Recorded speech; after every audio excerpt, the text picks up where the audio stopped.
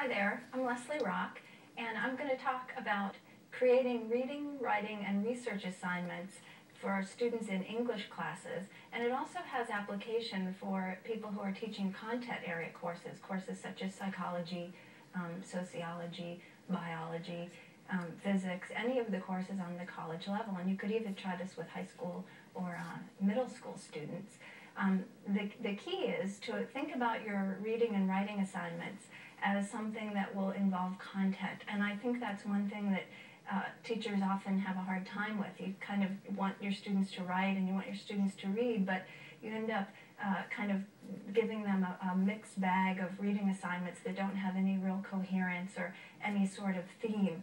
So I like to think about giving my students assignments that are related to a particular content area. And I'm going to use two examples to really illustrate how you could do this on very different levels. First of all, I teach a class that is more of a skills-based class, and it's for freshman students in college, and it's a reading comprehension class, theoretically.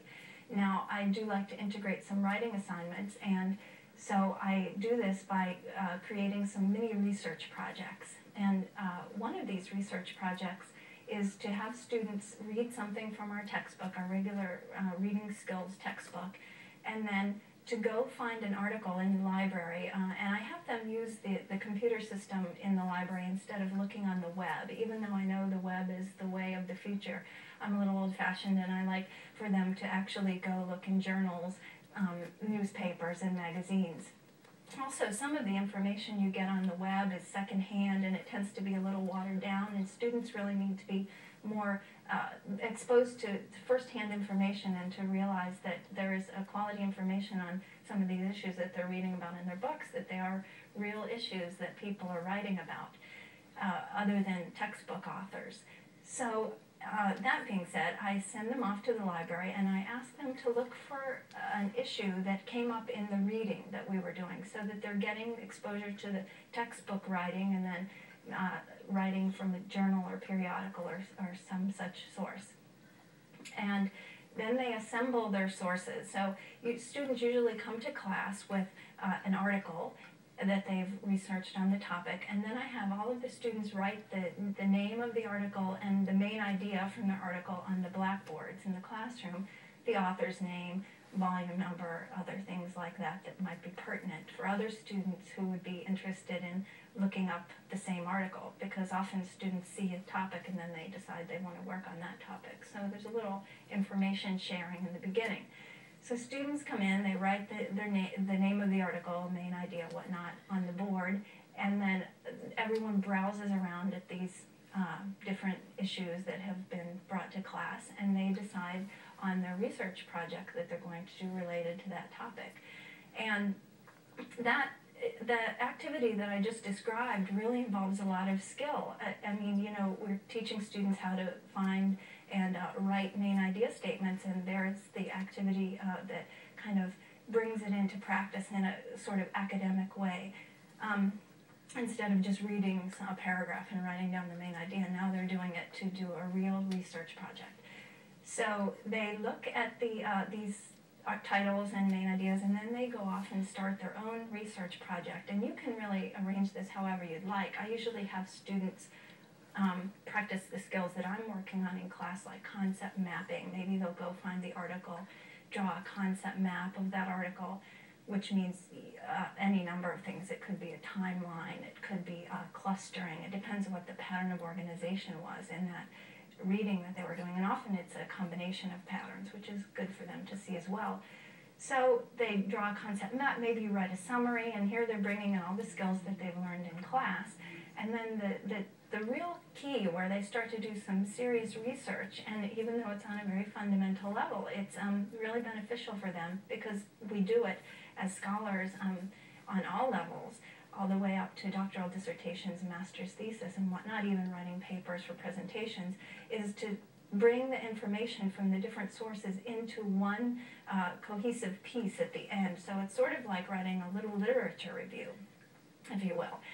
Certainly not like a master's thesis, but it's a start. So students are always tempted to summarize the article, and then in the report again, write another summary of the articles. But what I encourage them to do is look for the issues in the article. So, for example, if you have 2 articles on smoking cessation programs, and you find out that, wow, the patch keeps coming up again and again, well, maybe that should be a heading in your report, and under that you can put both of the articles' information on that issue. And so they start to think about discourse communities and how writers respond to each other, and how writers are writing to create a body of knowledge, and then they become writers creating a new body of knowledge with their report. So even, just thinking about using that with freshmen students on a skills level, you really get some kind of interesting projects. And so that's one thing I like to do with this reading class that I teach. And I have one more example that I use with a more advanced class. These tend to be sophomore students thinking about deciding on a major for their academic career. And I'm teaching a similar class, a reading class, but the needs are very different. So again, the goal is to integrate reading, writing, and research projects in a meaningful way for my students. So what I do with this class is I have 4 content areas that I determine by random, really. I just decide which ones I'm going to do at the beginning of that semester. And in the past I've done biology, sociology, psychology, literature, history, and I arranged my course syllabus into those sections with equal amount of time devoted to each one, say 3 weeks for each section. And then I have a guest speaker come to class from each of those areas and do a little mini lecture on some important content that they determine on their own from their area. It could be, one time I had a gentleman talk about he was doing child psychology, so he decided to talk about Erickson's stages of development, and that was really perfect because it was contained in a 1-hour lecture, and it gave the students some content which they could then apply to their research projects.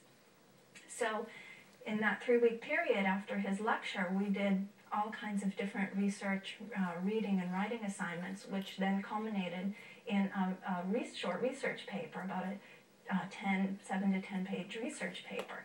And doing that paper, they learned all kinds of things. They learned how psychologists talk about different issues in the area. They learned more in depth about the theory, Erickson's theory. They learned how psychologists write, how psychologists think. They learned about writing the psychology paper, APA style, and how to put the paper together, write an abstract, and the different sections of the paper, how it should be arranged. And they did this, like I said, for 5 different content areas. So students then, when they went off to their major courses, they knew MLA style, they knew CBE style from biology, they knew APA style, they knew how to arrange papers in the content areas. And I think it was a really beneficial course for students who were thinking about becoming academics. And like I said, these are just 2 examples of how you can create reading, writing, and research projects for your students at all levels, and to add some content to what would otherwise be sort of vacuous English courses.